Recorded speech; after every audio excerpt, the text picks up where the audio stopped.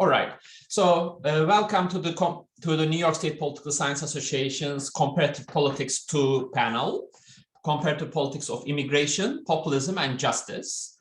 Today we are going to have 4 presentations, and the discussants are Mert Arslanalp and I. We shared the papers between us. So I will start with the paper of Andres Becerra Reyes from CUNY, Trapped in a Paper Maze, How Countries of Origin Cause Undocumentation Among Immigrants. So you have 12 to 15 minutes, Andres. Great, thank you very much. Could I just share the screen, please? Sure. I should allow everybody to share screen. Sorry.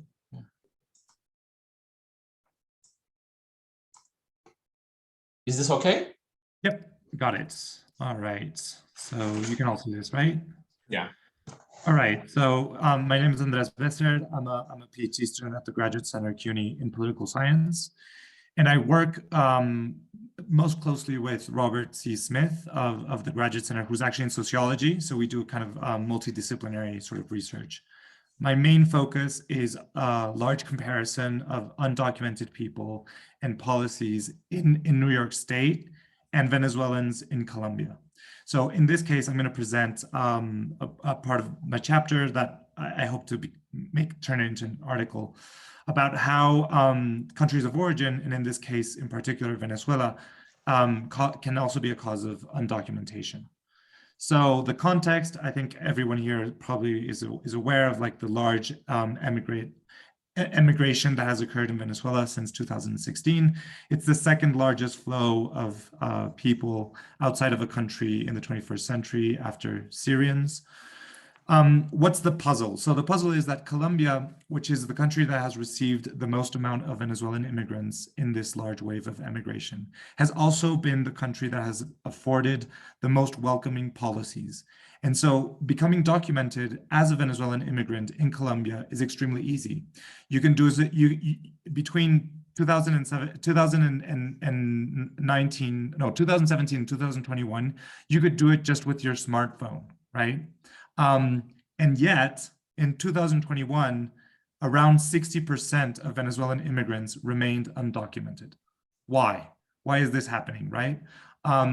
So the argument that I'm going to present is that, okay, this is actually a process. So undocumentation, if we look at it as a result, has many different paths to it.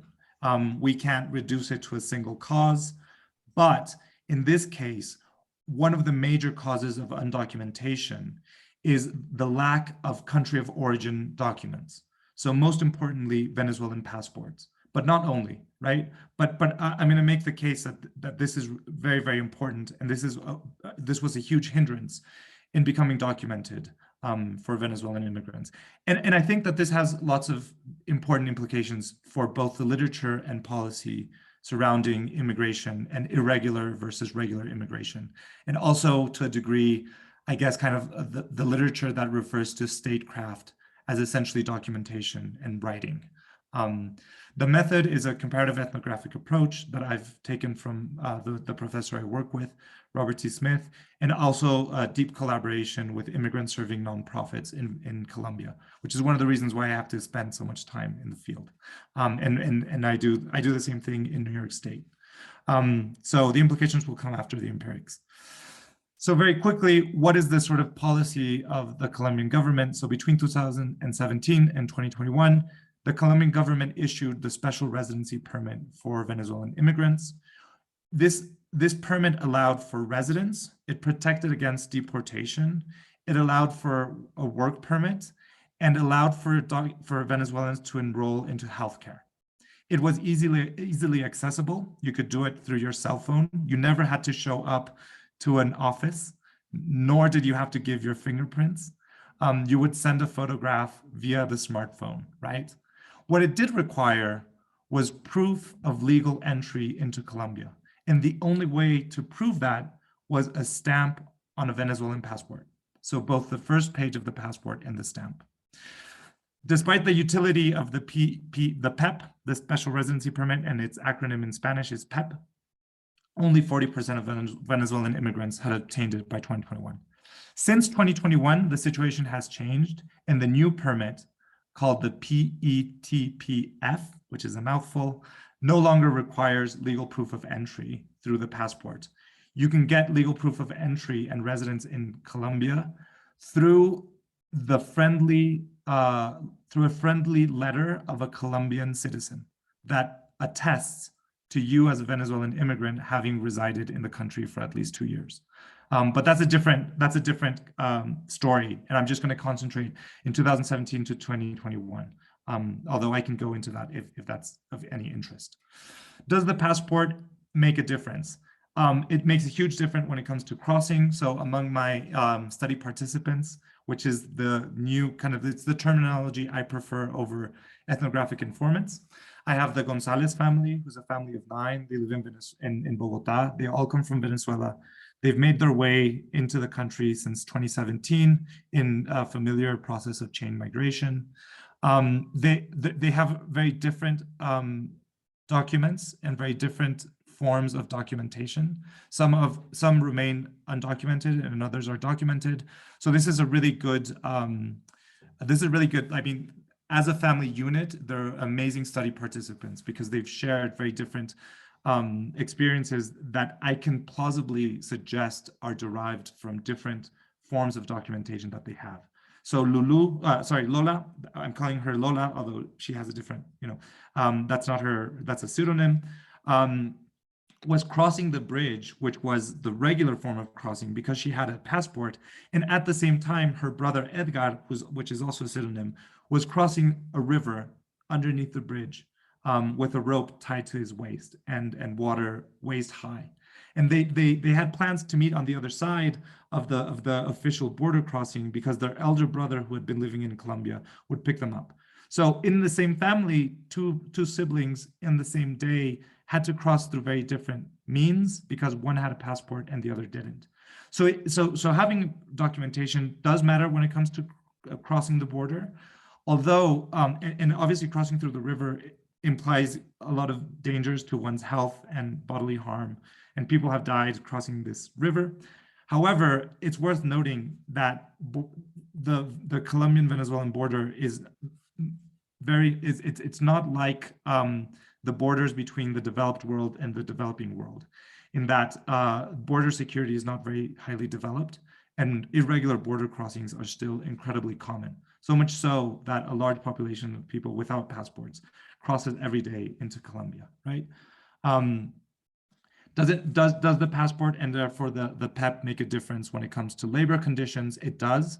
John is a 24-year-old Venezuelan who's lived in Colombia since he was 21.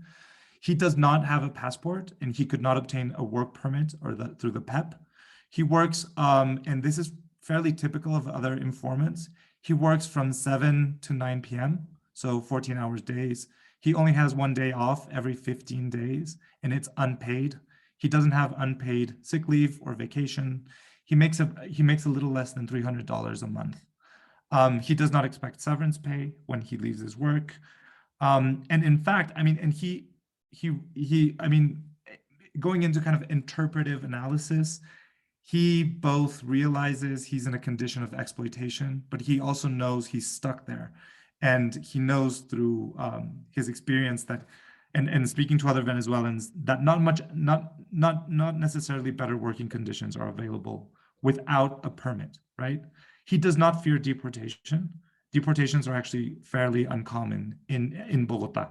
I've heard of no one who's been deported, actually. Some news stories do suggest that people Venezuelans who commit crimes are deported, but very low fear of deportation, but very different working conditions.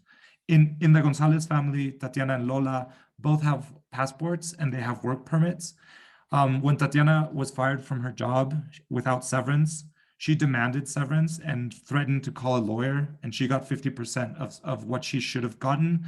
She didn't pursue that route, but she clearly had a degree of muscle vis-a-vis her employer. Lola, who's her daughter, got harassed at work. She left and demanded full severance pay, and she got it. they both work far more regular jobs, what we would consider, kind of standard 9-to-5 jobs. Irene and Fabian, who are the grandchildren of Tatiana, they do not have passports.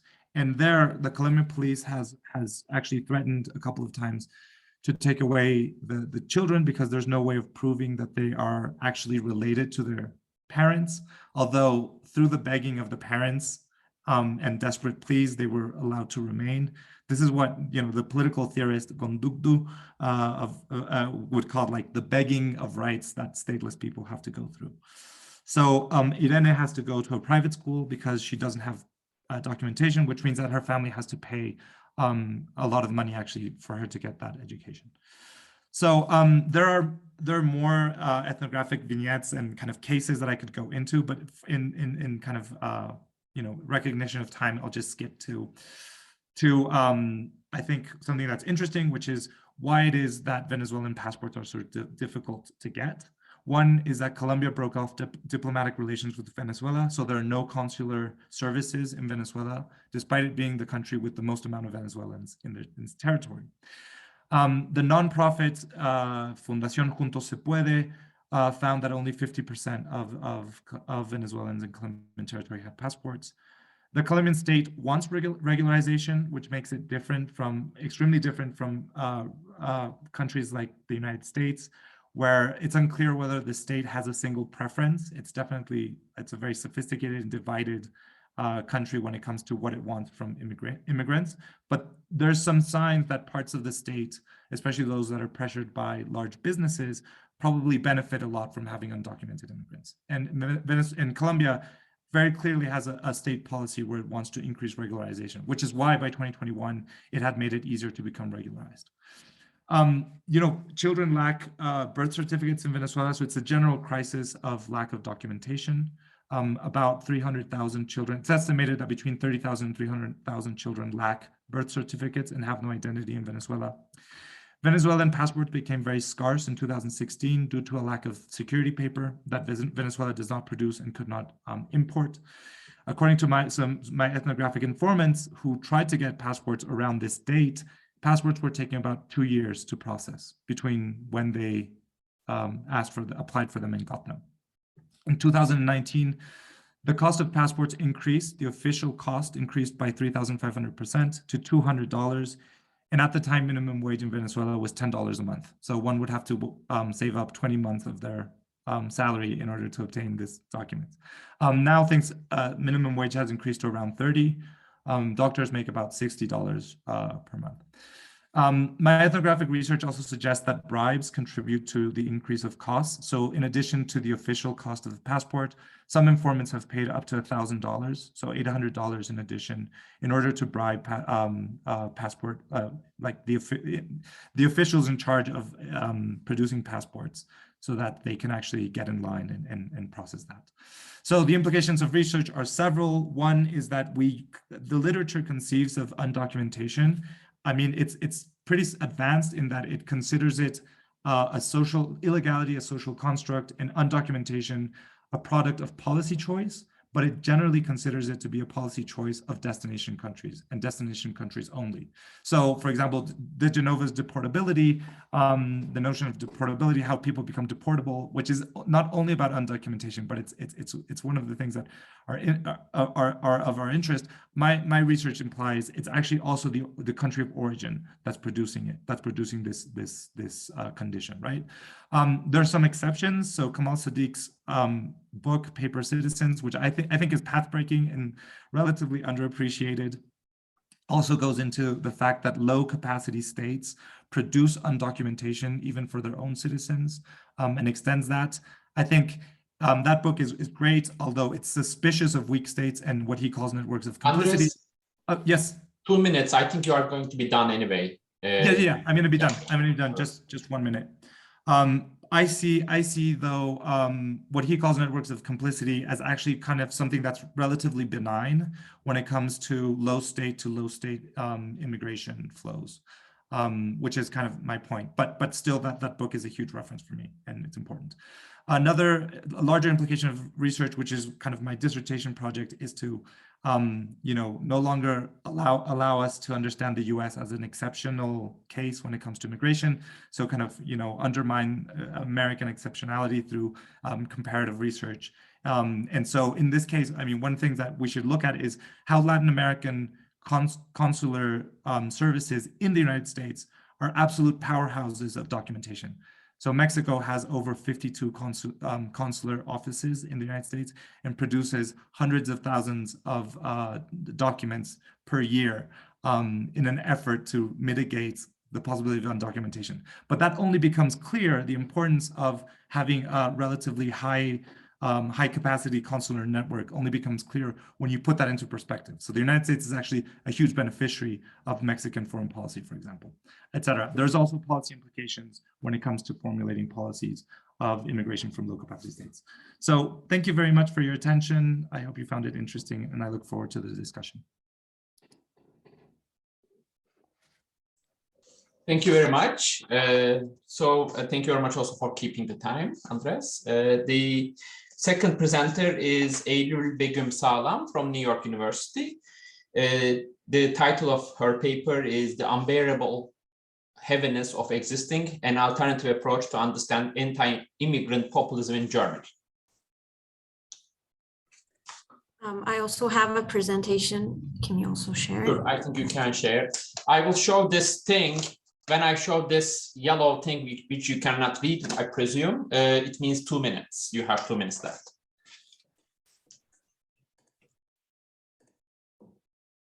So you can see the screen, right? Yes. Okay, perfect. Thank you. My name is Eylül Begüm Sağlam. I'm currently a first-year master's student at NYU Politics. And today I'll be presenting you right-wing populism in Europe, but specifically how right-wing populism in Germany can be understood by looking at the political theory perspective. Basically, I will first focus on populism as a political concept and which approaches should lead us throughout my discussion.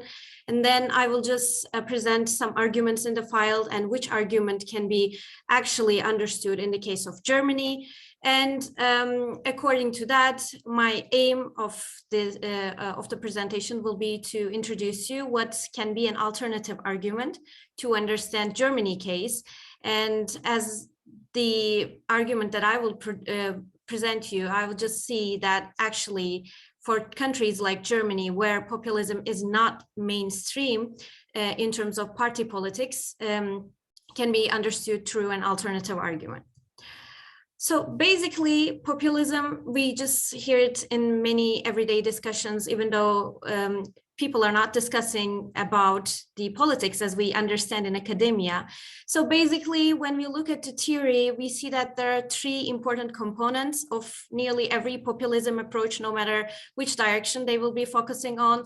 And these 3 concepts are the people, the elite, and the general will. And generally, populism is actually arguing that the people are not actually represented by the elite, and their general will can only be represented by those people who actually belong to and think about the importance of how politics can make a change in the lives of people. So that's why mainly populism argues that elite cannot, as much as they can, honestly, they cannot represent the will of people, and this general will should be represented by real people who can represent people.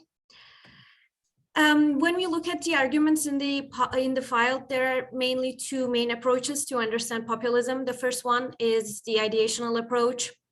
This approach sees populism as an ideology, even though this is not like the ideologies that we see in the literature. It's a tin-centered one because it generally appears in tandem with some other ideologies, and it doesn't have a lot of history compared to, like, relatively speaking, the ideologies that we see in the file. But it is also, like, in addition to that, it has this power to integrate in every ideology and be a mainstream, as Muda says, in today's world, even though it first appeared with the analysis on Latin American countries, it is no longer something specific to them, and it's actually a mainstream, the zeitgeist of the time. There are also some criticisms against this ideology. It says that populism should not be understood merely as an ideology. And when we look at the ideology in that sense, it is very limiting in the case of the people, for instance, because the people is not actually a homogeneity, even though you just look at some countries, which is relatively more homogeneous in terms of its social structure, it's not homogeneous. So that's why when we say the people, we should also define what is the people. And actually, in a second approach, political strategic approach focuses more on the role of leader, who is believed to mobilize the masses. According to this approach, actually leader uses some crucial instruments, which include opinion polls, mass demonstrations, and elections. And through these instruments, actually they receive the trust of the people, and accordingly the votes of people. And according to this approach, charisma is an important component, because if a leader is the topic when we talk about a political phenomenon, then we just assume that it's not that institutionalized as political parties or party systems, because they have a structure, they have a long history. But when there is an individual, then charisma is constantly needed so that people will just continue to vote for them and trust and at the same time support them. Of course, this approach also has some criticisms. They are generally criticized for focusing mostly on the leader and ignoring the demand side of populism, which is obviously people and the voters. Because according to this approach, what really is influential is how the leader is approaching to people. But on the other hand, there is also the role of the people who are actually electing or selecting this leader. So that's why they shouldn't be ignored. When I was doing my research question was mainly, yes, populism is maybe a zeitgeist in today's world, but there are also so many countries which does not actually have populism as a very, even though they have populism, it's not as important or ruling as it was for many countries. And my case study was Germany, because even though when we look at the literature, Germany also has right-wing radical parties, which are actually gradually having more votes in the parliament, they can't be, so to speak, mainstream in the party system. So I was just thinking why this is the case. And when I was looking at the literature, I saw that maybe as an alternative argument, discursive approach by Laclau can be an explanatory concept to understand, because according to this approach, it's not necessarily a populist movement or a case that presents some contents identifiable as populistic, but because it actually shows a particular logic of articulation of those contents, no matter what these contents are. So according to this approach, there are three main important aspects of a populist idea. And the first one is there is an internal antagonistic frontier that separates the real people from the power, and that becomes kind of an obstacle for the representation of the will.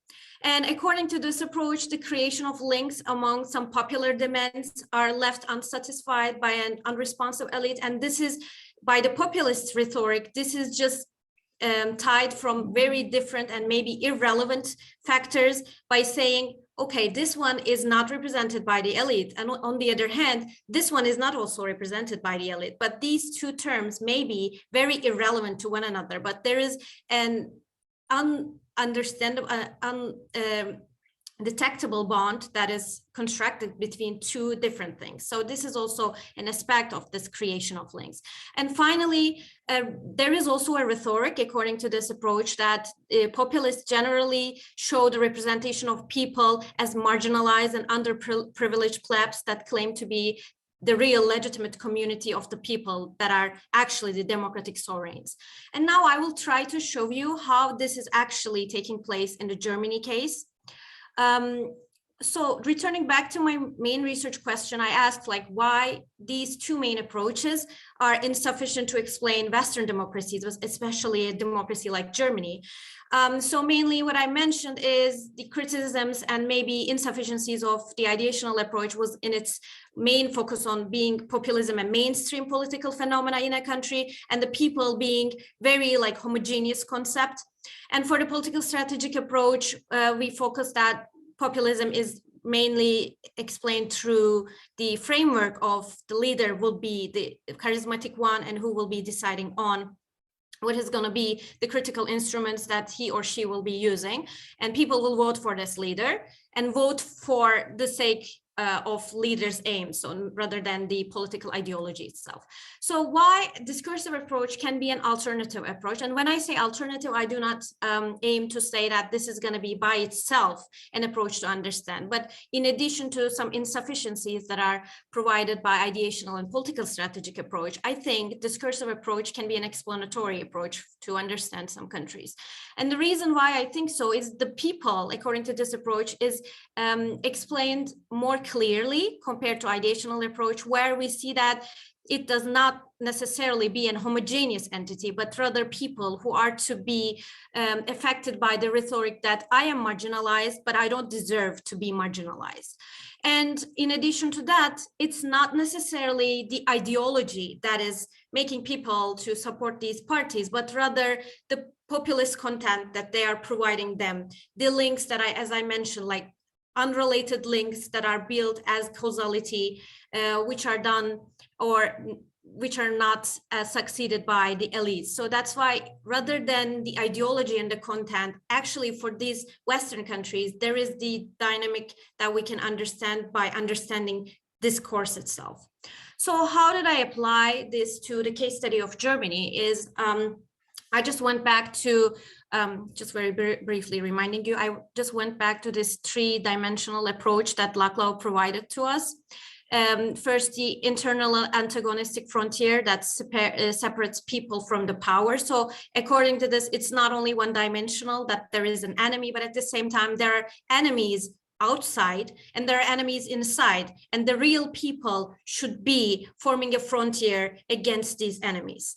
And secondly, as we mentioned, there is a link among that is just defined as people have some ideas and they actually have some aims in the society, but the elite, who is just expected to represent these ideas, are not actually representing them. So there is a link, and I will just mention this link very quickly. And then just vis-a-vis this internal antagonistic frontier, there is the democratic sovereign who actually deserves to be in power. So going back to the case for alternative for Germany, it's been gradually, like this party has been gradually having a lot of votes recently, like in the last elections. They actually have had a decreasing trend, but still they are getting more than 10% of the vote, and thinking that threshold is 5% in Germany. It's actually, it really has a good representation power. That's why it's important to understand their role. So according to this approach, when we look at the propaganda that AfD was using, as you can see in the first approach, there is a clear formation of an internal antagonistic frontier. And in the case of Germany, it is completely immigrants coming to Germany. In the first figure, you said like Islamisierung stoppen. It means like stop the Islamism in Germany. And this is kind of why we understand that there is actually a frontier, and this frontier, one side of the frontier that actually has an antagonistic understanding when we compare it with what is understood from people, is actually represented by immigrants, according to this party's propaganda. And secondly, when we look at the creation of links among popular demands left unsatisfied by the elite, we see that there is, like, as you can see in the second one, we see that es ist unser Land, Frau Merkel, they're just saying like, this is our land. And they're just basically saying it to Merkel administration. And this is kind of, even though there are some other factors that are affecting employment, economic instabilities, and so they are actually explaining through the role of immigrants, with some discourses like immigrants are coming, they're just getting employment, and our people, the real people, are not employed, and this is affecting economy. So this is how very unrelated links are actually created as a discourse to criticize existing governments. But the problem with this part is not criticizing, of course, every party can criticize one another, but the thing is the link that is created between immigrant flows and economic problems are actually very unrelated, or even if there is a causality, this is not you have 1 minute.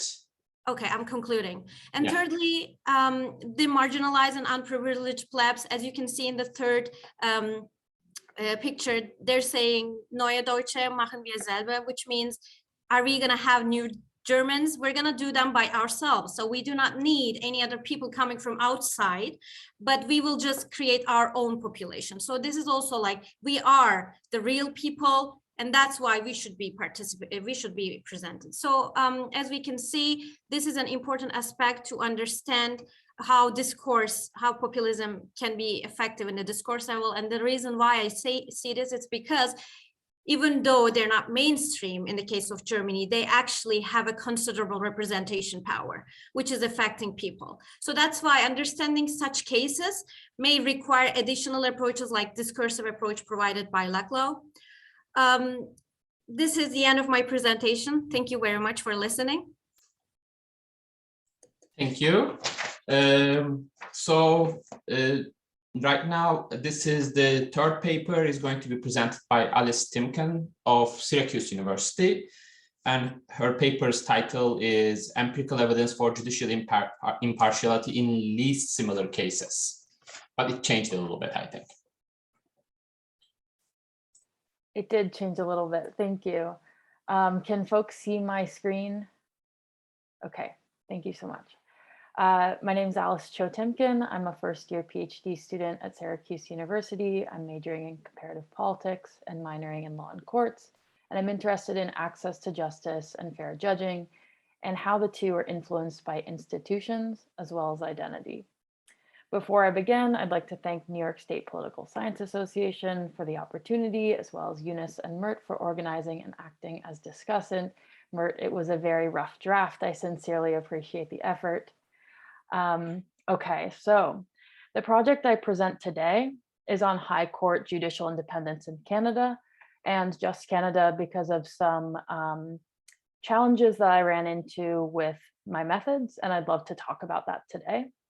I analyze the question of judicial independence by comparing the win rates of different claimant types in free speech cases, and I'll go into more detail on what that means later in the presentation. My main question is this: do apex courts defend constitutional commitments on behalf of non-elite claimants, as they so often promise, or might they instead be tools for powerful elite interests? For those of you who are familiar with US politics, the Citizens United versus Federal Election Committee case of 2010 may provide helpful background. So the Supreme Court was originally thought to be the, quote, least dangerous branch, according to thinkers like Alexander Hamilton. This view represents a conventional wisdom, at least in the US, that courts are insulated from politics, and instead they focus on protecting civil rights and constitutional rights and liberties. However, contemporary politics shows a more complicated relationship between judicial review and elite interests. In the Citizens United case, the US Supreme Court reversed the campaign finance rule, allowing for unlimited campaign donations from corporations and organizations. In this case, these political donations are regarded as free speech. So regardless of where anyone stands on the normative implications of this decision, the outcome is understood to have empowered economic elite interests. This critique is represented by the cartoons on this slide. One protester writes, "I've got $1 billion worth of free speech," emphasizing the irony of having unlimited speech, which is technically free, but not free monetarily. So my presentation is ordered as follows: research question, literature review, method one, the results of that first method, and then future methods that I'm considering. I'm interested in this question in relation to the Canadian court. So do the political origins of constitutional courts inhibit them from conducting fair judicial review? So this rewording of my research question emphasizes the political origins of constitutional courts, which I talk about a little bit more, which may suggest that we would see favoring of elites. Why or why not? Just a few terms. Elite, which is a definition that has actually been much more elusive than it looks like on this slide, is described as persons who hold vastly disproportionate control over or access to a resource with transferable value. Judicial independence is described as court or describes, court decisions that do not consistently align with any one actor or group. So what I'm looking at here is there judicial independence with respect to elites? There are a few views on this in the literature now. Structural installation theories represent the conventional view. So the idea that courts are insulated as a third branch from majoritarian politics, as well as the executive branch and legislative branch, and then they can remain committed to the Constitution and just that. Another important theory in the field that came out in 1980, as well as was built on in 2004, is self-interested hegemonic preservation theory. So this holds that elites actually pursue judicial empowerment to protect their own interests. It's an opportunity for elites to empower apex courts like the Canadian Supreme Court in order to insulate their own interests from majoritarian threats. So this might suggest that we would see a favoring of elite interests in Supreme Court decisions. And then finally, there's this concept of a principal agent problem. So if a principal is a political elite and their agent is the Supreme Court justice that they appointed, this theory says that we may not see favorable outcomes because agents do not need to be perfect agents of their principals because of constraints on and costs to the principal in imposing that influence. So this is a simplified version, albeit a little blurry, of political insurance theories. So this basically says that a principal, like a political actor or an elite actor with influence, influences the agent, which is the Supreme Court or individual Supreme Court justices, who performs the work. The principal agent problem is represented in a much more complicated diagram, which includes challenges to the principal's influence over the agent, like information asymmetry, opportunism, and even the self-interest of the agent themselves. So why is this an important question? Well, right now the literature is still unable to really clearly answer it. So the theories might suggest that court decisions serve political and economic elite interests. However, empirical evidence, mostly relying on either qualitative cases or quantitative analysis, show that independence regarding specific issues, which include free speech claims, do not show favoring of elites. However, another layer is that there are some elite-driven explanations, and it also varies a lot by issue area. So it is a very complicated dynamic, and the literature is mixed.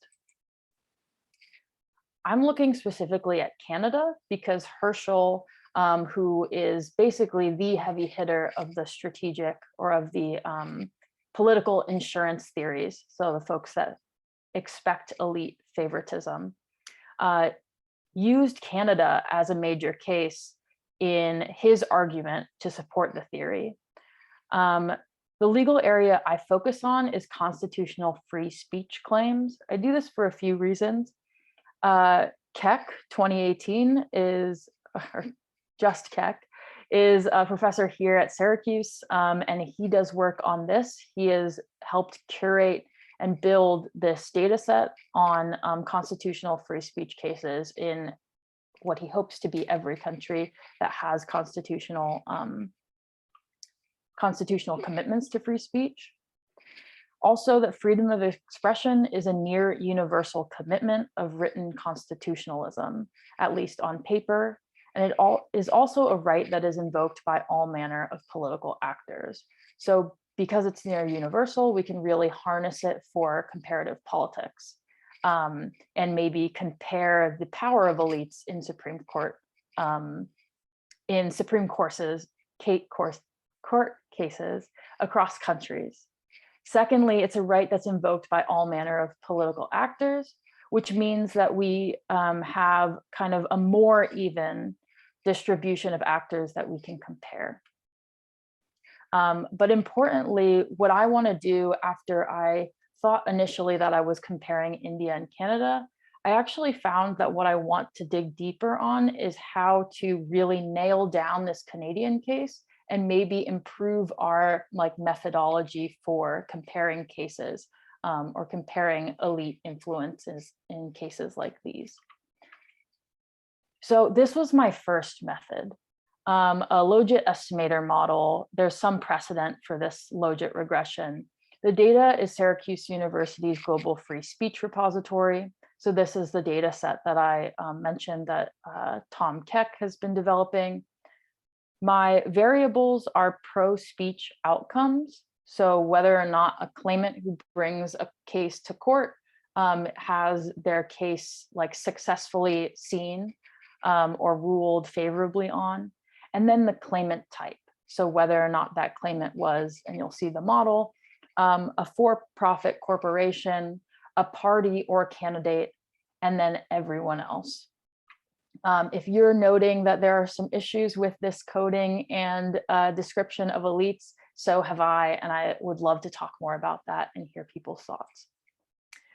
The dependent variable of pro-speech outcomes is coded similarly to the code book in this data set. This I'm relatively confident in. A pro-speech outcome won by the claimant is coded 1 for these 10 different types. Number 1, court invalidated a national statute on constitutional free expression grounds. This is just one example. All of them I think are pretty strong in terms of their reliability.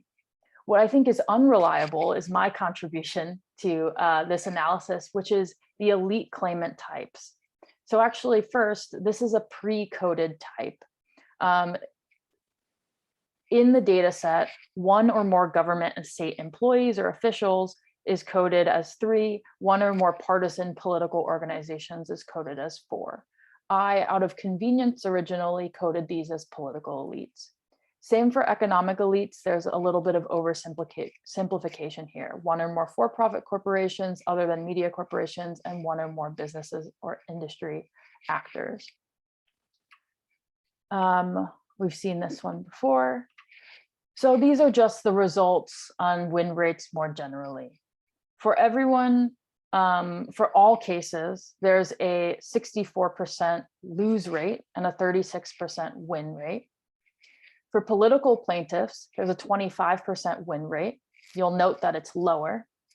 For economic plaintiffs, there's also a 25% win rate. You'll also note that that's lower. This does not suggest elite favoritism. Same if you run a logit regression, you're not going to see much significance at all, and you definitely aren't going to see favoritism. So that then leads to the argument that the Canadian Apex Court does not favor political or economic elites in decisions on constitutional claims to freedom of expression. There are some limitations to this, but that's the original work in progress argument. Instead, what I want to do to actually solidify this argument or to find whether or not there is elite favoritism is to recode elites so that it makes a little more sense.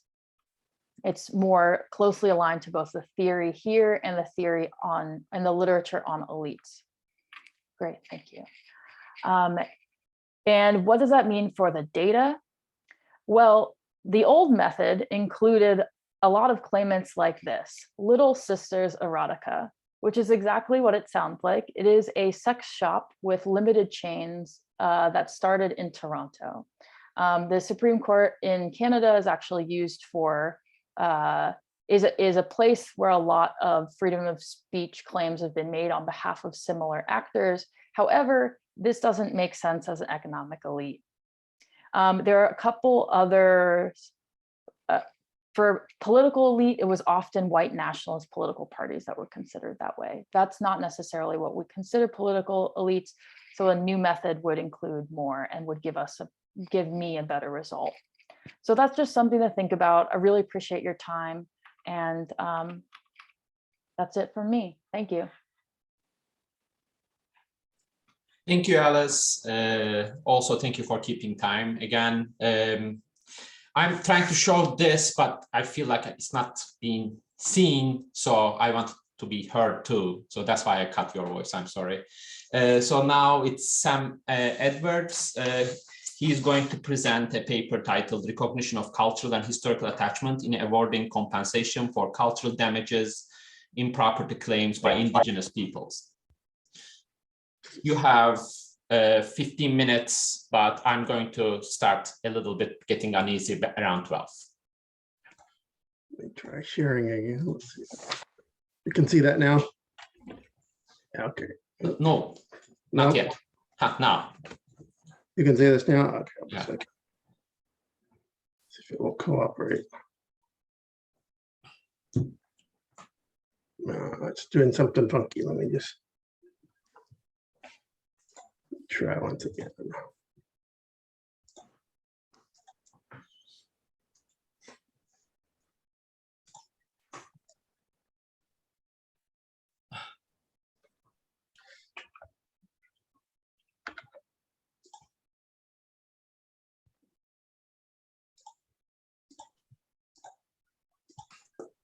There, is that working?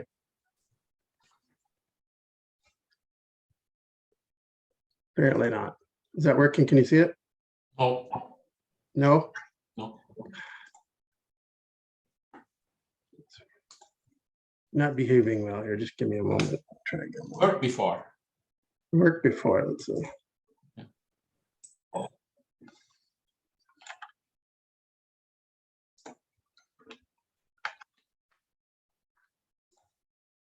Apologies for the delay here. I'm not sure why it's not cooperating.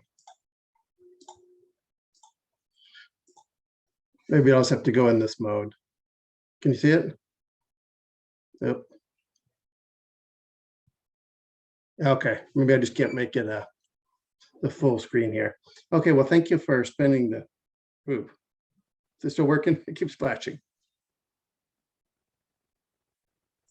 It is good. This works. I think you shouldn't try to make it full screen. I'm not. Well, It keeps flashing on my screen. yeah. Yikes. It's flashing in and out. Okay, I'll try here. Okay, so, oh gosh, it keeps turning on and off on my screen. Is it working for you? Sorry about this. Maybe what I'll do is, let me just rejoin the meeting. Sorry about this. It worked when I tested it and something's not happy right now. I'll be just back in a moment. Sorry for the delay.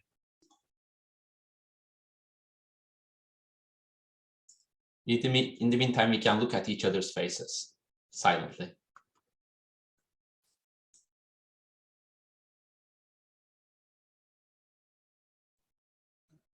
Thank you, Yunus and Mert, for this. I forgot to thank you, and I really appreciate it. Truly, it's a great forum to be able to advance in our work. It's great. Well, thank you for coming and presenting. Actually, I really enjoyed your talk. Yeah. Great. Next time, I promise a paper. Hopefully, this one. I always promise papers too.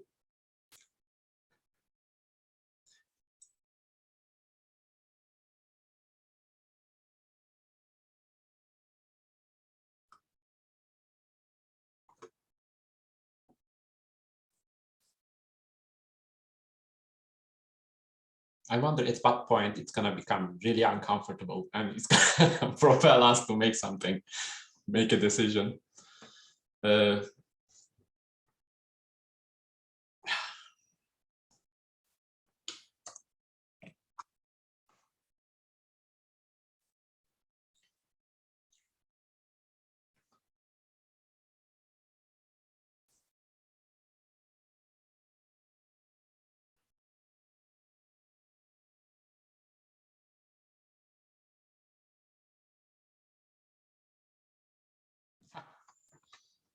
Okay.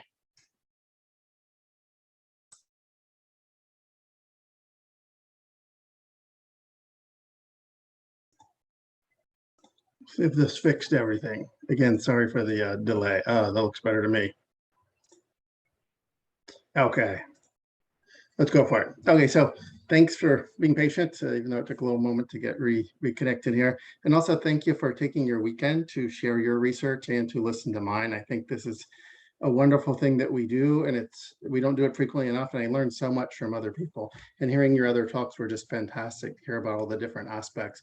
My talks may be a little bit different. I'm an attorney. I'm also an associate professor of legal studies, and my license is in California, the territory of Guam, and the Commonwealth of the Northern Mariana Islands, and the Federated States of Micronesia. And this work actually started back in 1994 when I was practicing as an attorney out in Micronesia. And I observed a case where cultural property was damaged and the court system didn't award anything beyond essentially fair market value and cost to repair. And that got me thinking, wait, I think the legal system is not doing justice to this kind of property. So it's been kind of like tilting at windmills since 1994. Only recently has this started getting traction. And the purpose for my research is to establish precedent that courts and governments can look to change the law. So that's the entire purpose of the work that I've been doing on this since sort of the 90s. So if we think about how important culture is, it's the indigenous peoples around the world that count for most of the world's diversity. My case study looks at 3 different places: the Lakota Sioux in the United States, the Bikini Islanders, and there's one other atoll as well in the Marshall Islands, and then most recently a group in Australia. So my research talks about sort of the history of the stolen lands, what's the traditional measure of damages in law, and then I show how this traditional measure is unfair as it's been applied, and I look at the Sioux case involving the Black Hills in the United States from 1980. And then the tide starts shifting around 2001 with the Nuclear Claims Tribunal for the Republic of the Marshall Islands.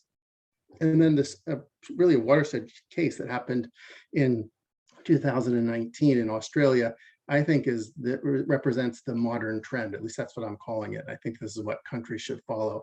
And then looking forward, how countries might approach this. So we're all familiar with this kind of story.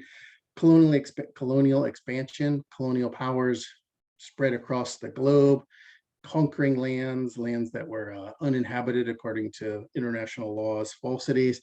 We have this idea of American progress. That's actually the name of this painting by John Gass from 1872. And we can see the sort of white settlers coming westward across the United States, displacing the indigenous communities that are there. So there's this backdrop of harms that happened. And the question is, what should happen around that? So how much land are we talking about in the United States? It's around 1.5 billion acres, which large numbers really don't mean a lot to me. So if I think about the size of the UK and you multiply it by 25, that's how much land we're talking about in the United States. That used to be for indigenous people that was taken over. And a recent study in Science came out and estimated that 98.9% of the lands were lost during this period. So to put it on that graphic, you can kind of see, well, that's all that's left. And not only was the land taken away, what was given back or moved to is much lower quality. So much hotter, lower precipitation, lower mineral value, and long distances that groups were displaced. So we have this backdrop of land being taken and exchanged for relatively unfair agreements. There's also this concept of terra nullius, and this is the idea of no one's land. So this is a fiction that basically colonial power set up in international law that says if you come to a place that has yet to be claimed by another colonial power, it's no one's land and you can claim it. And this allowed colonial powers to take over lands that were inhabited by indigenous communities, such as in Australia, picture here. So when they came, there were these negotiations, I'm going to put it in quotes here, forced, fraud, and unfair negotiations. That's how these agreements were made with the indigenous communities. And this is a quote from the Sioux case I'm going to get into in a moment here, but a more ripe and rank case of dishonorable dealings will never in all probability be found in our history, which is not taken as a whole, the disgrace it now pleases some persons to believe. That's what the court said about the quote agreements that were made with the Sioux in this case. There were also forced assimilation policies during this period. So not only displacing people, but then taking indigenous people and wanting to assimilate them into the other structure. So taking away culture, taking away land had huge impacts on indigenous communities in pretty much all places where this occurred. And if we think about indigenous communities, they have these very strong connections to their land. It has this hunting, fishing rights, spiritual values, historical connection. It's a very different set of connections that one would have who don't belong to an indigenous group that predated the colonization.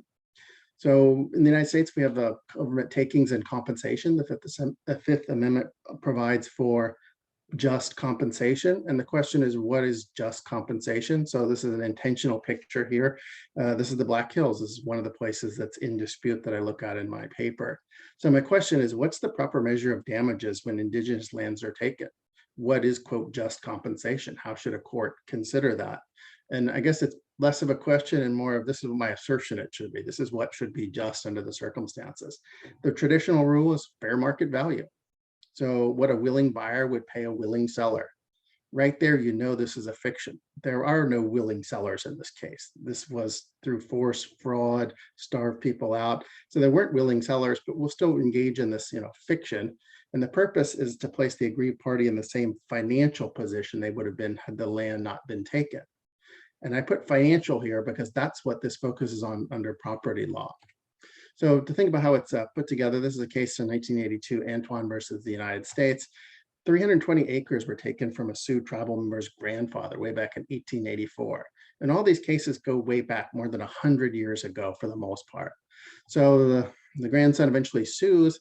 And the question is, yes, it was taken. So how much should they pay them? Well, fair market value. But the real question is, when is this hypothetical sale? And the court said, well, it happened back in 1884, even though 100 years later, he's seeking compensation. So back in 1884, it was $3.89 an acre. Oh, plus some interest. So you get $7,262. So this grossly underestimates what the true value is, even at current rates of this 320 acres. So applying this to a larger group, this is the Sioux Indian Nation. They sued for the Black Hills. And this was land that they were moved to. Gold was discovered, and then the United States decided to take it.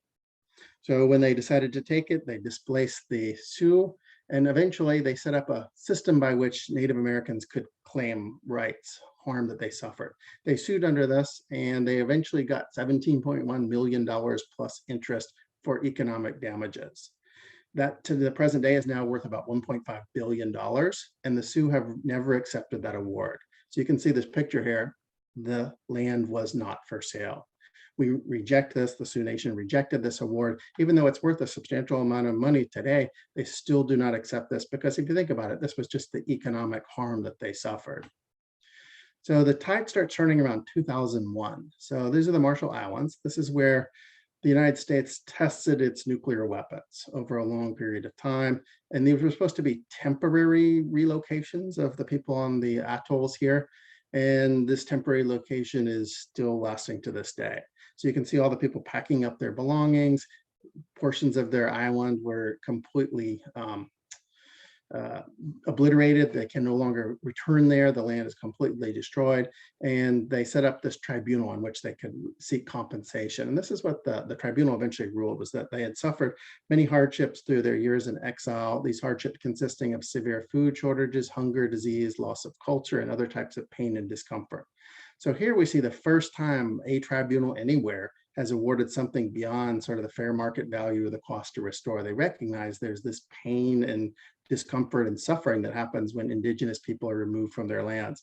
So this opens the door to maybe another way of thinking about compensation. Now, this is an extreme case, obviously, but now we have some precedent out there.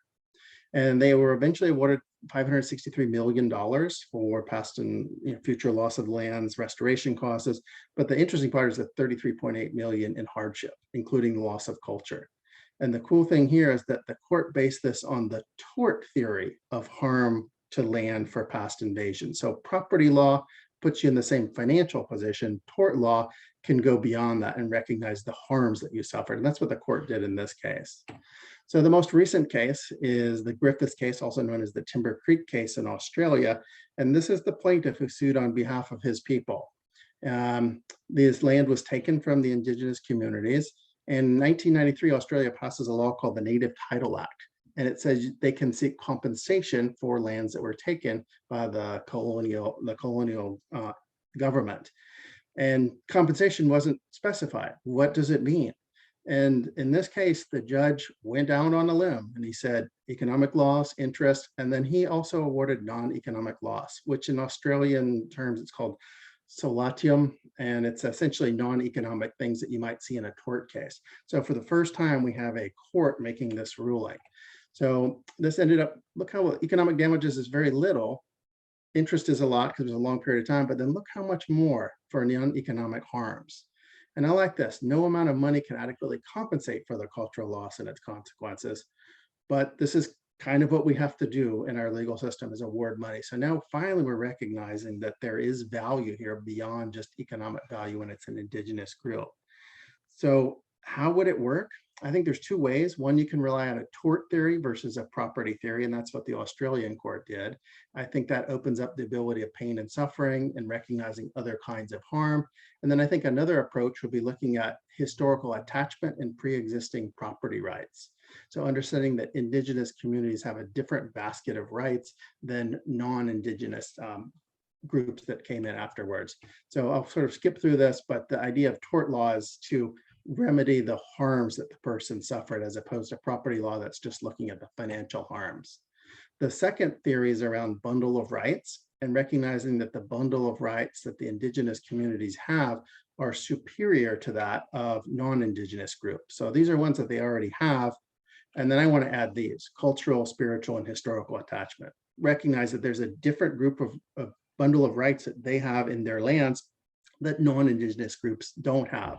So when those rights are harmed, courts can then go ahead and assess that and award compensation for those things. So sort of the last thing I want to leave with is, where does this go? This now says indigenous lands are worth more than the economic value alone. So this is a case that came up after the watershed case in Australia. It was a mining company that did some harm to cultural lands. And now all of a sudden, elders are saying this loss is immeasurable. And law firms have now started warning clients in Australia, you must be aware of this, because these are no longer basically cheap cases. Now you're going to have to pay this additional harm that recognizes the cultural harm. So I think this is going to make indigenous lands worth what they should be, and having enhanced value to them will cause courts, governments, private parties to be more careful when they infringe upon those lands. So thank you very much. I really appreciate the help. And these are my 4 research assistants who've been working on this project with me for the last 2 years. Thank you. Thank you. I added a few minutes because of the mishap at the beginning. We have, like, briefly, I think Mert and I are going to provide comments now.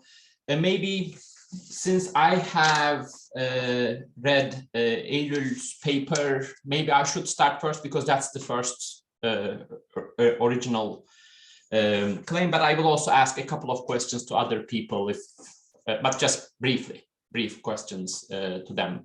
So first I will start with Andres's. I will just ask a few questions. I enjoyed the talk quite a lot, and it seems to me that, like, that's, I think, a nice formulation, and I think it's novel to think of Venezuela's weak state as the culprit of undocumentation of immigrants in Colombia. I think that's in itself, it is thought-provoking, I think. My question would be, like, not about the paper structure, but a factual question, or about the case, is that what is their motivation? Like, Colombian governments, why would Colombian government want easing immigration? Why were they friendly-ish to immigration, relatively speaking, and increasing legalization in the process? Why were they doing it? I cannot imagine that being just business interest. There may be some other reasons, maybe. And also, is there a citizenship path to Venezuelan immigrants in Colombia? Those are, like, not about the paper's topic, but, you know, these are, I was curious about that. That's about it. Yeah. On Eylül's paper, the main argument of the paper is to show via a case study on AfD in Germany, that certain mainstream populism definitions are problematic. That is, ideational and political strategic definitions do not work well to recognize and to study populists at margins. Populists at margins, that's your concept. Because political scope of these two definitions, political strategic and ideational definitions, is too narrow. Instead, a discursive, like your argument, is that a discursive approach following Laclau would address this problem, right? So the paper shows quite well that, you know, ideational approach is good in making sense of cases where populism is dominating in the political arena, political discourse in the political arena, political environment. Political strategic approach makes sense, is a strong definition when it comes to explaining uninstitutionalized a political leader with uninstitutionalized links to the population come to power, actually, populism in power, right, in Latin America especially. So Laclau's definition you are suggesting is an answer to understand the cases that these two definitions do not see, do not recognize, cannot recognize very well. This is a very insightful paper, and I think it is convincing as it illuminates an important problem in the literature of populism's definitions.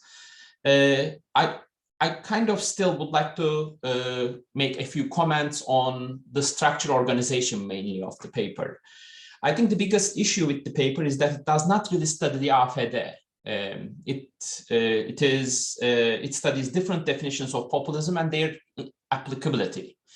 So AfD, this is an organizational issue, but also it's a, you know, it affects how convincing the argument is to the reader. So literature review section is more than half of the paper, and the AfD section is a few pages at the end. I would say it would be better to go ahead and present a study of the AfD, its rhetorical strategies, its construction of the people, and its construction of others. So like in that way, AfD would not only be illustrative of AfD in Germany would not only be illustrative of the problems of the literature, but it will be the case that we learn about and we look to the literature from the perspective of. So I think this would also make the reader understand that a discursive definition would actually help studying populism cases at the margins. Also, like one more comment is the paper uses definitions and populism democracy relationship sections of the literature on populism. So definitions, that those two are main parts of the literature, right? Democracy, populism's impact on democracy, and populism's definitions. But I think especially in the AfD case, in cases where populism does not come to power, right? Especially in European cases where they could not come to power or they could not dominate the political rhetoric, political discourse in the country, origins of populism literature or causes of emergence, conditions of emergence of populism literature would be more fitting, not more fitting, but would be beneficial. Like additional. So like origins of populism literature discusses why populism as an important political populists as political important actors come into being in certain contexts. So they do not distinguish as sharply as the definition discussions on why like populist parties increase their vote percentage. But because they study why populist parties increase their vote percentage, let's say from 5% to 15% or 12%. So they actually focus on the reasons why they increase. So that you'll find a lot of studies that try to understand why populists at margins came into being. And that might be illuminating, I think, in your discussion, and that is worth incorporating in the paper. So that's what my comments are. I don't have long question, so I will cut it short. For Alice, it was, I keep thinking about it after you finish, so I listened to Sam's talk while thinking also about your talk. So the what this procedure process of like what is the procedure process of a case for reaching to the Supreme Court level in Canada? What is filtered out? Like if we are studying the case, I understand that your goals are more quantitative, comparative across cases.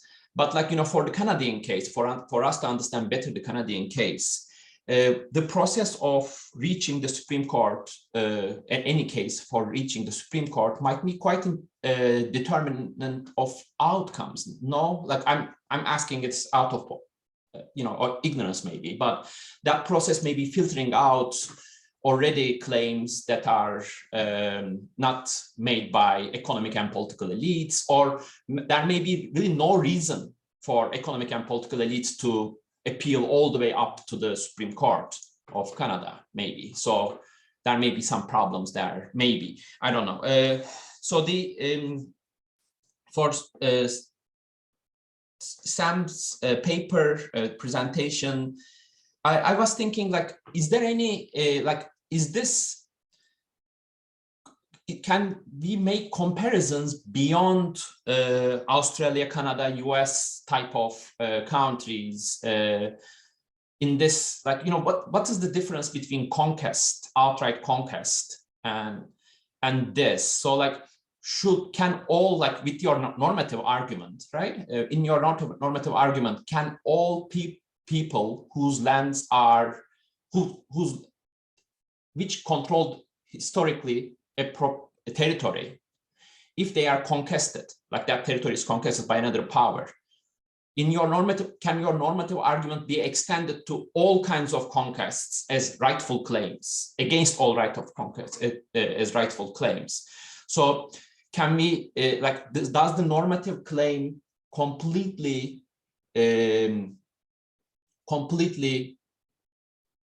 disregards power, international political power imbalances, and claims to right based on power and domination, right? So I was just curious about it. Obviously, it makes sense in itself, but, like, you know, what is the extension of that beyond indigenous lands and conquest by American way or Australian way? But that's it. That's all I'm going to say. Yeah. Floor is yours, Matt. I talk for a few minutes longer than but I also made that decision, so I got the right authoritarianism.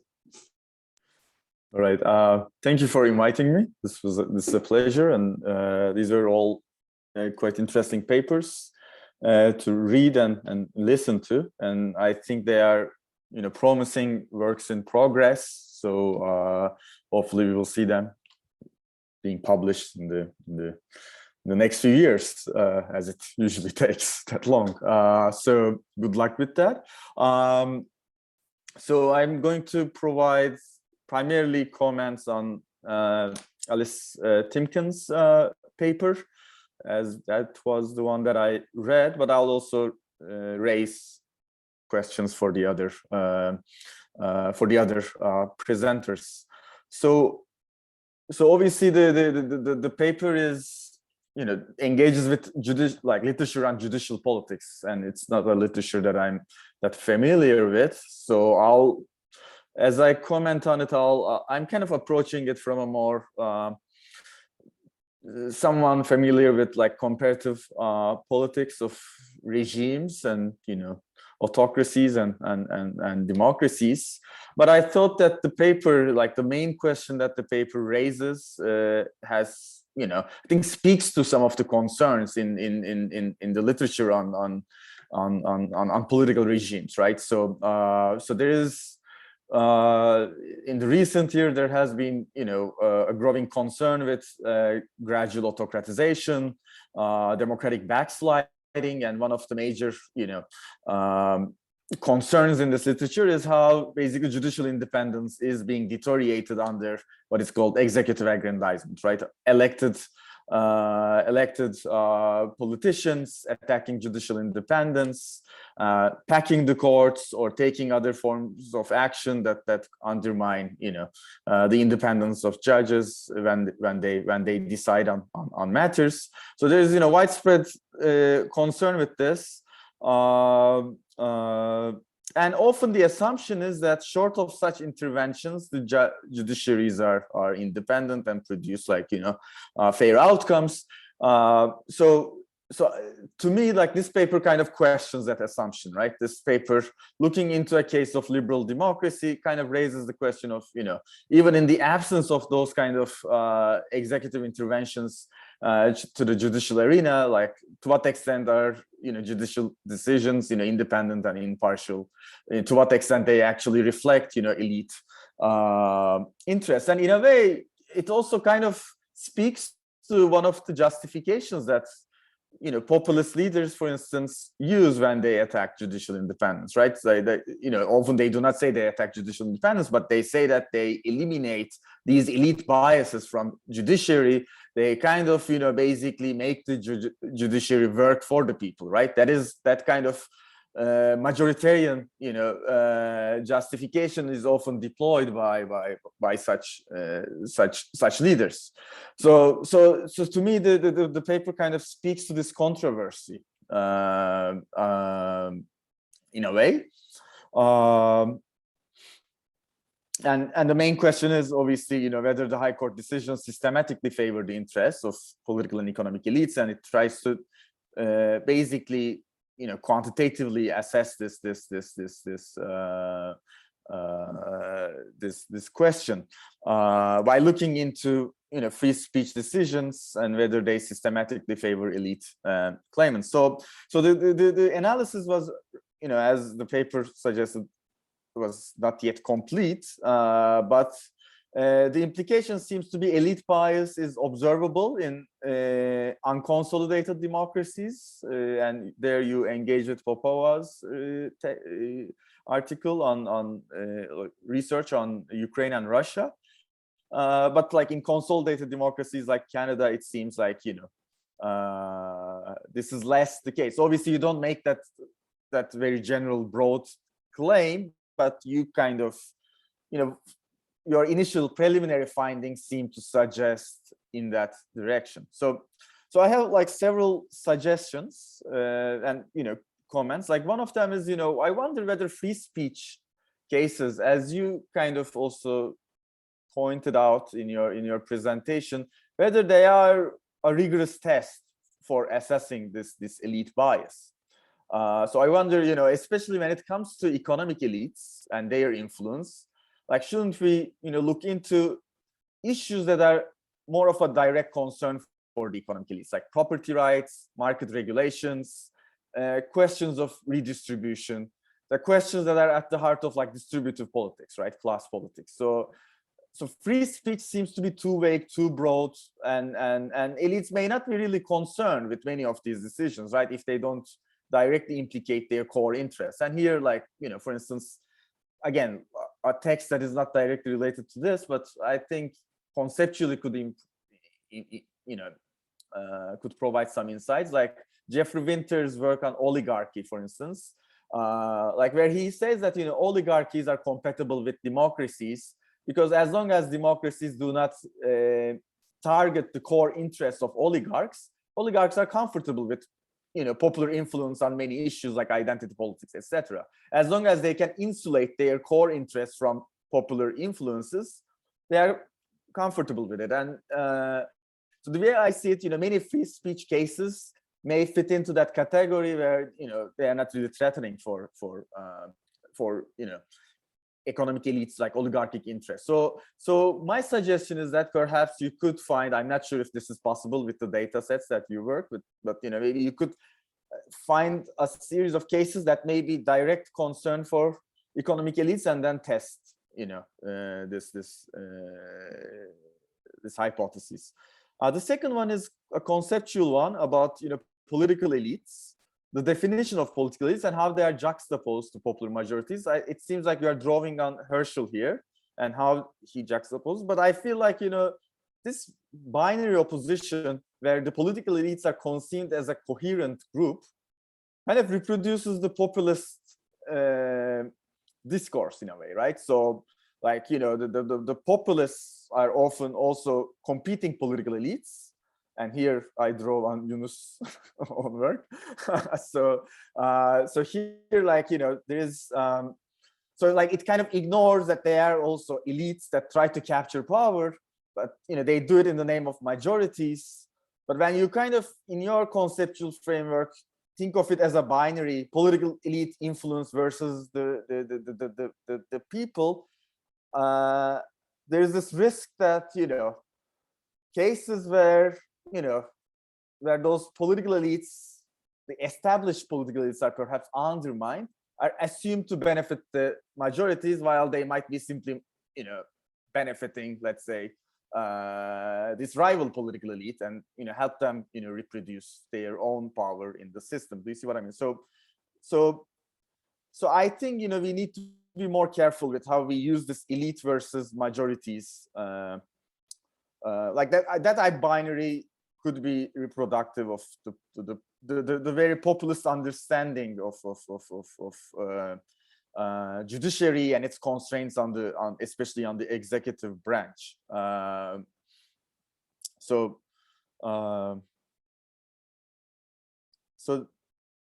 that doesn't mean that, like, the judicial institutions may exercise tutelage. They may, but not all challenges to that also serve the disempowered majorities, right? They may simply strengthen these rival elites. The third point is this principal agent framework to understand political influence. To me, like, it reminded me of these debates from the 70s on state power and the ruling class, and you know, who rules the state, right? The autonomy of the state debate, like Miliband, Polantzas, and others. And one of the important points that emerged out of that debate was that we cannot think of influence simply by, you know, one actor making the other actor do what it wants, right? This first phase of power that Steve Lukes talks about. So to me, the principal agent framework, and the way also you kind of especially think of this in the very end of the paper, kind of only gets at that mechanism of influence, right? Where political, like, if, for instance, again, drawing on Popova, like, you know, political elites use their, you know, use pressure, court packing, or corruption to influence judicial decisions.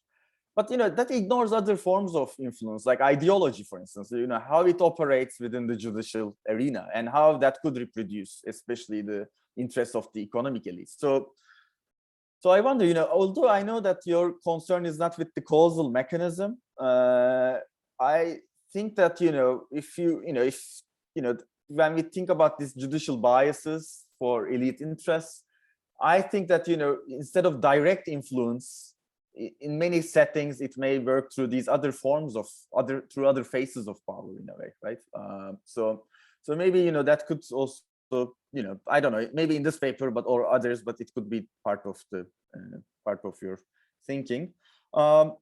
Finally, maybe there are two other literatures that could be engaged with. One is for the implications. I think the implications can speak to this literature on comparative regime studies and, you know, backsliding, etc. Like, I think you could draw some connections to that literature.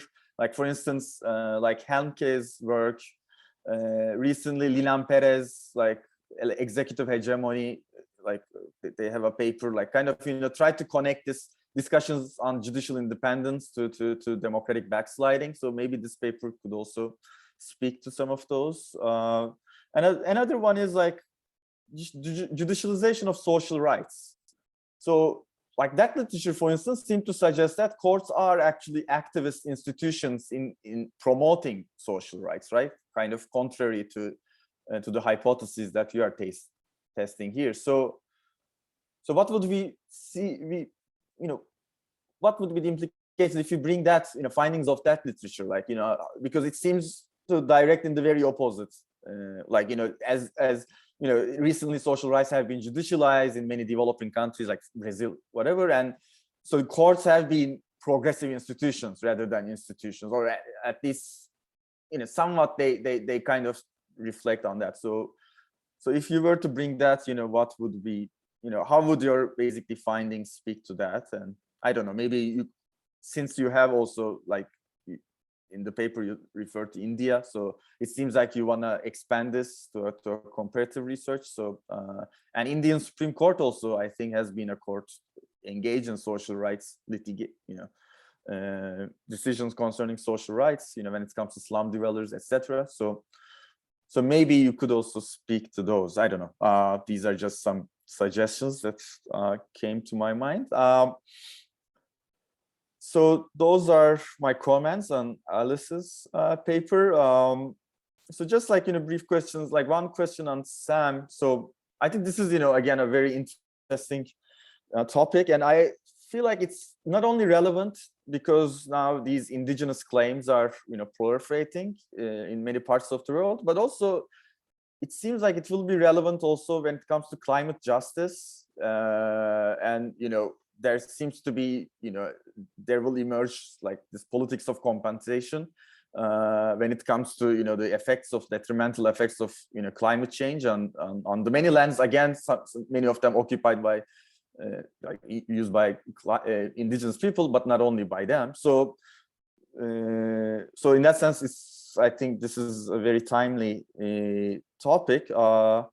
But then I have this question, like this, since your paper is also based on this normative claim, like my question is, like, could courts ever actually settle these, ultimately be the venue that settle these questions, especially when we consider how massive the problem is, right? Like almost this entire country, like being, the subject of claims, right? So can we really, can courts be the venue through these claims are settled, or is this like the essential political question that have to be settled in the legislative branch and ultimately through laws? And like, because ultimately, like, the entire legal system and the property system is based on that sovereign violence, right? So so how could courts actually deal with this? So how promising the judicial channel is, like, that's my question. I have an empirical question, like a factual question for Andres. Like, again, I'm curious, like building, following up on Yunus's question, like how do the Colombian people actually react, to this, to the Colombian government's, rather, easy, this easy access to documentation. So what is the reaction on the part of the Colombians when it comes to the, the Venezuelans' easy access to documentation in the country, in Colombia? Like in other countries, there are, like in Chile, for instance, Venezuelan immigrant backlash. Like, again, this is, I know that it's not directly related to your topic. I find the finding quite interesting, by the way. I think that's, that's an important finding, that state capacity. But this is a question that I'm curious about. And finally, for Begüm, I really, this discursive approach, like, how different is it ultimately? So they are really different in terms of the normative implications. Like Laclau's, Laclau equates politics with populism ultimately, right? So they reach to very different normative conclusions, like the discursive approach and the teen-centered, like the ideational approach. But when it comes to their definition, like, how different are they anyway? Like, I really have a hard time grasping the difference. Like, yes, when we say discourse, we emphasize less the content, but more the act, like the rhetorical act of like linking and articulating. But like, is it like, honestly, I cannot really, what makes what difference it makes ultimately when we define something as populist and non-populist. You see what I mean? Like, I think it makes, like, they reach to different, as I said, like normative conclusions. But like compared to, for instance, political strategic approach, which has a very distinct emphasis, I don't really see the difference that much, but it might be my own, ignorance on the subject. So, yeah, so let me stop there. I think I talked more than anyone. Yeah, I gave you more time than even to myself, I guess. Okay. That's good. So thank you very much. But I think we are running out of time a little bit, but we should also, like, I think I should give the floor to the presenters, maybe for 2 minutes each, or 1 to 3 minutes, let's say. And I will be most appreciative if it is closer to 1 than 3, but like, we can arrange it in between us. Yeah. So let's start with the same order, maybe, like Andres first and then Alice. Yeah. Great. Well, thank you so much for the questions. I'm encouraged by the positive feedback that it was like a good framing and that the contribution seems like a, worthwhile contribution. Doing ethnographic work is a lot of work, and when we find something, it's lovely that it has resonance beyond people who are already immersed in the topic. Why would the Colombian government ease immigration? That is an open question. There's no good question. There's no good answer to this yet, and it's one of the chapters of my dissertation, so I look forward to that. But there are many possible explanations. I think one of them is, quite frankly, pragmatics. There's history, there's pragmatics, there's cultural similarity, there's the politics of Colombia versus international politics versus, the Venezuelan regime. There's a lot of things, but a lot of it is just a recognition that it's easier to actually give rights than to massively exclude an incoming population. That's part of the answer, I think. That's at least what I'm trying to argue. And what do the Colombian people think is, I don't know, like even ontologically, I find it hard to think of the people overall, and what we seem to think of the people is a kind of combination of elite versus base activation, etc. That's kind of where I'm coming from. So there are some surveys on this, but very few, and they are kind of 50-50 split. But there's very little public opinion about this topic in Colombia, and there's very little political entrepreneurship, luckily, from elites to stir up negative opinions. So it's it's an unanswered question as well. But it's still early. It's still only been 6 years since massive immigration. So we're yet to know. Thank you for the questions. They're very relevant. I hope that they're not necessary for like a paper, because I was thinking of the paper being just kind of what I presented on its own. Thank you so much. Definitely. Like my question was not about, they are not about. I think Eylül is right. Yeah. Thank you so much for wonderful comments. I'm so glad that I'm in this conference and participating. For actually the question regarding like the literature review is more dominant compared to case study, I think it's because even though I just wrote a paper, this is kind of a process that I try to improve. I want to do, like this semester, I want to focus more on the Germany case, especially like locally, what makes it different. And hopefully in the summer, I would like to focus more on the quantitative side of the issue. So yeah, it's actually an ongoing process. That's why the literature review was most dominant in the paper.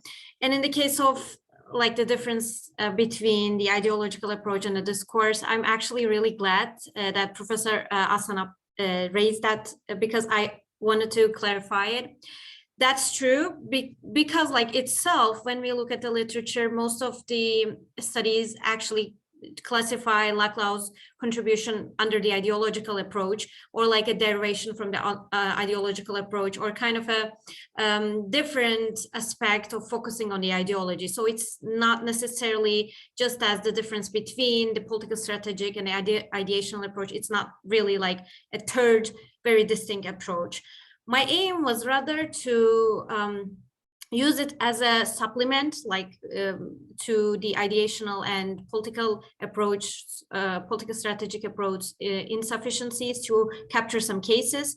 So it was not like, I didn't use it like a third and more like by itself a distinct approach to understand it, but like to understand why this is actually limited in the Germany case, and what, for instance, why it's not limited in the case of France, for instance, not in the case of Netherlands or Austria.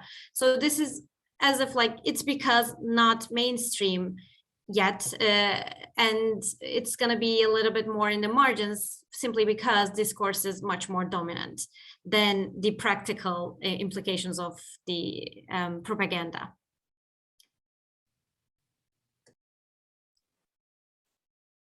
Great. Yes, thank you again, Eunice and Mert, especially Mert, for your comments. I look forward to incorporating them, particularly, I think selection bias has been brought up before, and the folks that focus on this kind of do overlook it often in the literature, but I do think that it would really add to my work, as well as the different faces of power. I didn't think about it in quite that sense, so I'm really excited to add that lens into the next version. And then it may be unorthodox, but I kind of wanted to just like respond to a couple other papers that I really like appreciated, or all of them actually. Andres, I thought it was really clear what the contribution was that you were providing, which is that there was this high capacity versus low capacity. I've seen other comparative papers that like contribute to this new mechanism based on a condition like that with like a little diagram. And as someone who's never seen that before, maybe I would have benefited from something like that, where like what part of the process of immigration and living in a new country, like when is documentation produced and when is documentation required and helpful? Because yeah, I think everything else was really, really clear, but sometimes I wasn't sure where everything that was now being navigated. And then Elul, I think, I really appreciated your paper. I'm not familiar with the literature, but I did just graduate from the MA program that you're in. And if you ever wanted to talk about it, I saw Spanakos in there, and happy to chat. Love Tony. And then Sam, one question I had for you is just about curiosity, because I thought that was really interesting and something I was unfamiliar, was kind of under what conditions you think, or like what do you think influences whether courts adopt this novel approach? Because you've seen it happen in some senses, not others. So that's kind of like I think a more classic poli-sci question about what you're looking at. And if you don't know already and you want to explore that, I'm around. But anyway, thank you all.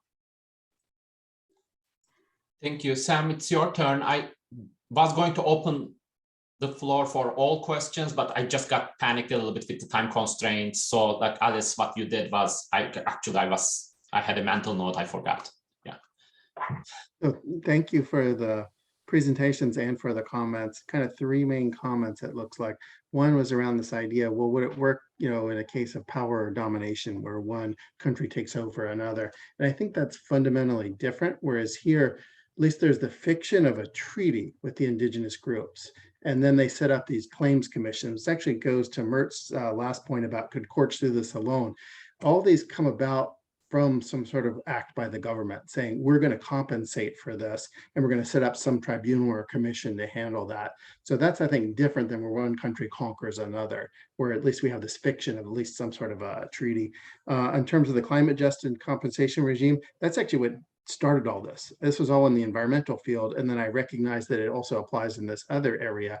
So yeah, the ultimate goal was to try to recognize this in environmental law. And then back to the courts do it alone. Yeah, courts can't do it alone. It needs a regime to recognize that compensation is necessary. Ideally, the legislature would say, and here's what should go into it. but it really hasn't happened. It's courts have gone out there on their own. And like Alice said, why would one place do it versus another? Virtually nowhere has done this. There's really only 2 examples that I could find in looking everywhere around the world. If we find anything else, send them to me, because I'm looking for a precedent on this. But yeah, it's very hard. Legislatures don't want to do this. They're very reluctant to open up this huge box of liability that's hiding out there. And then quick comments. I know Alice's topic best, being an attorney. A couple things that struck me. One, I would look at the amicus briefs, and I don't know whether Canada allows these, but the friend of the court briefs, often it's you pick a person to challenge the case, but that's not who's bankrolling this. You look at who's behind it. So like the case of the small bookstore, I bet someone was bankrolling that. Maybe it was some big company that cared about the outcome of that one. So I would want to know what was hiding behind that. Does the party of the judge make a difference? Thinking from the US, I don't know Canadian, but I would say probably Ruth Bader Ginsburg was not influenced by this, and it wouldn't matter. Whereas other judges from different parties, at least there's arguments to be made that maybe they serve the elites more than others. I don't know about Canada, but maybe and then so many cases are like 5-4 in the United States. So it's not a total slam dunk. It's right on that edge, and looking at how the judges did. And then the idea of the shadow docket, or what cases that don't make it to the highest level, because very few cases do. And a lot of times they say, we kind of like this result. We want to wade into that. We're going to let that appellate court sort of hang out there. And that I don't think would be captured in your data set, but these are just sort of off the top of my head. Thank you very much. We sufficiently exceeded our time. So I'm going to end it here, and nice to meet you all. And it was like a very good panel, I think. It brought a number of interesting discussions. So hope to see you again next year, maybe. And thank you very much, Mert, for the time that you spent with the discussions. It was a pleasure. Thank you. Bye.